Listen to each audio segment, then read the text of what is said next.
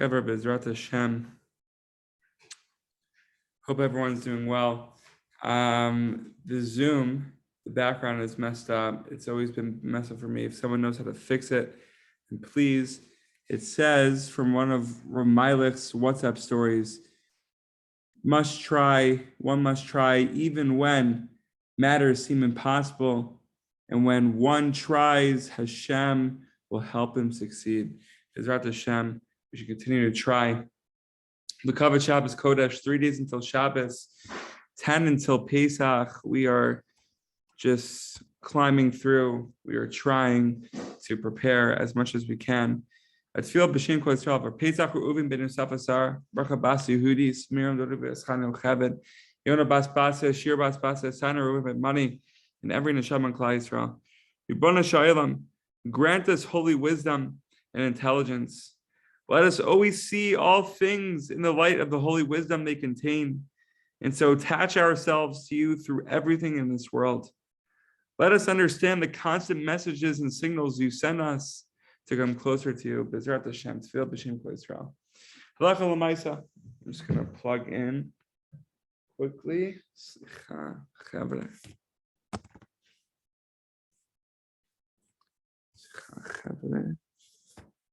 Don't have much battery here.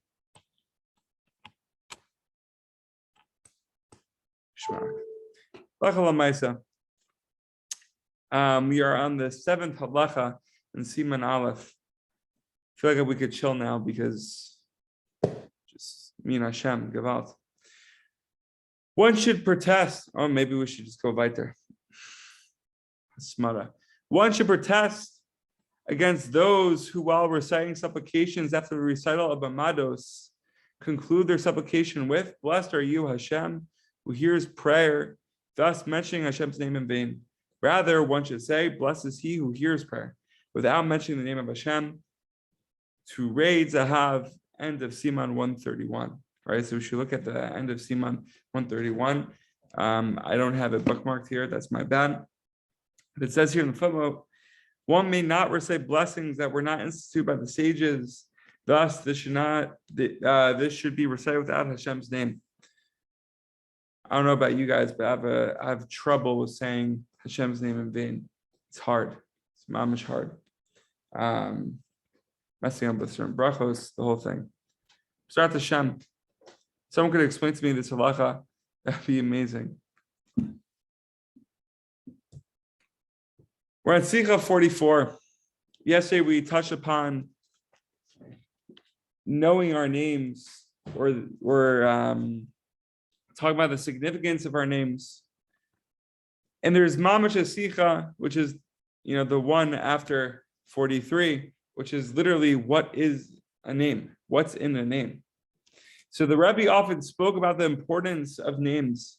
He also discussed the biblical verses beginning and ending with the same letter as one's name, which are customarily said before the line Yihu Liratzon at the end of Shemona Esrei.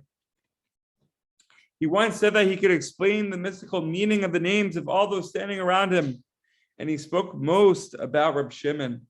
Reb Shimon being one of his students, one of his main disciples, obviously Reb Nassan, Reb Shimon, Reb Tavli, and if I'm missing any, please help me out.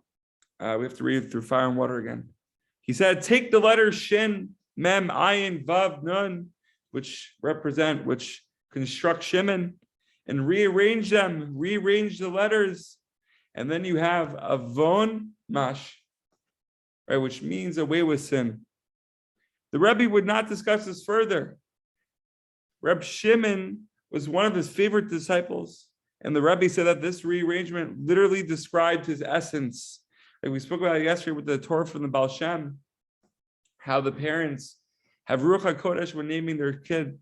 This is based off what I heard from a Rebbe who quoted the Baal Shem Tov, so Mechila. But their parents have Ruach HaKodesh when they're naming their kid, and we'll see what that means, or it's funny. We'll get into it.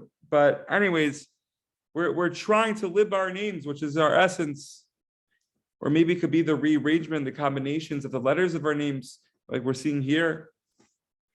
He also said, do not be led astray by questions of how can a name contain the secret of a person's existence when so many people share that same name, right? If everyone shares the name Yonah, we shouldn't be questioning, there's so many Yonahs out there, I'm just nothing, I'm mamish nothing. No, this applies to every single person. Do not refer to such things. From what the Rebbe said, we understood that every aspect of a person's essence is defined by some combination of the letters of the name. Right, so it's the combination.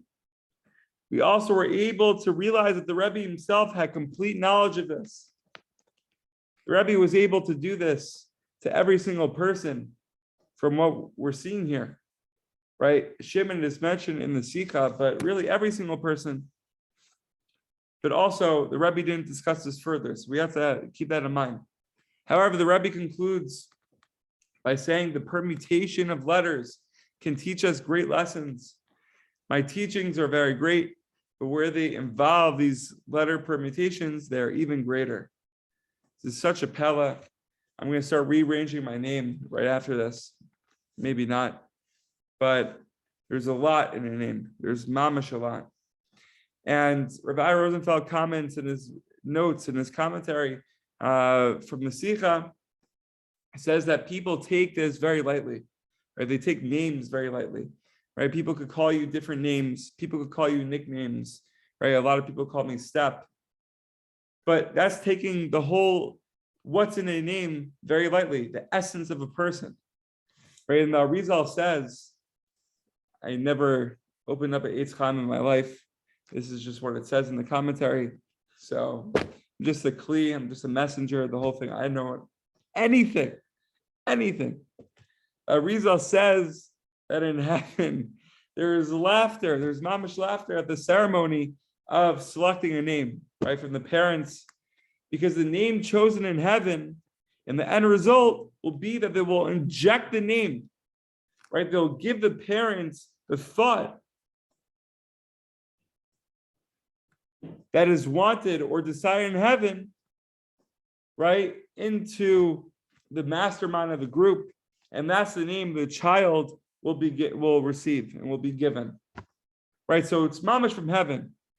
Now, the Rabbi Rosenfeld comments on this Arizal and says that because we know this idea, now that we know that the names are given in heaven from the Ribono Shel Olam, injecting it, infusing it into our heads, right, the parents' heads, then we don't need the friction. We don't need the arguments. We could save ourselves and free ourselves from all of that, right? Because at the end of the day, it's decided in heaven. Now, what's the significance of the name? We spoke about the Rav Zusha story yesterday.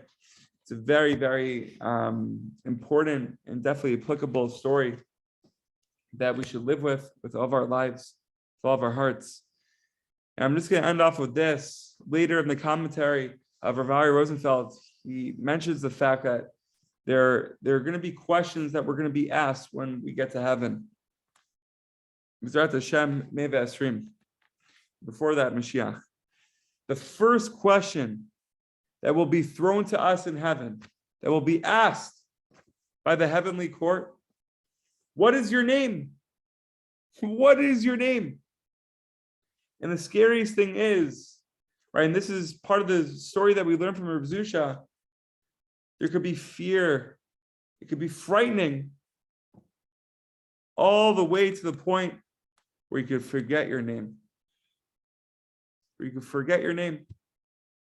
Mentions here, there's a gula, right, a special pasuk that we say to not remember, to remember our names, not to remember our names.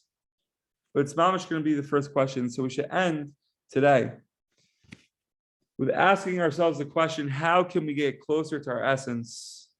How can we get closer to our name? How can we live by our name?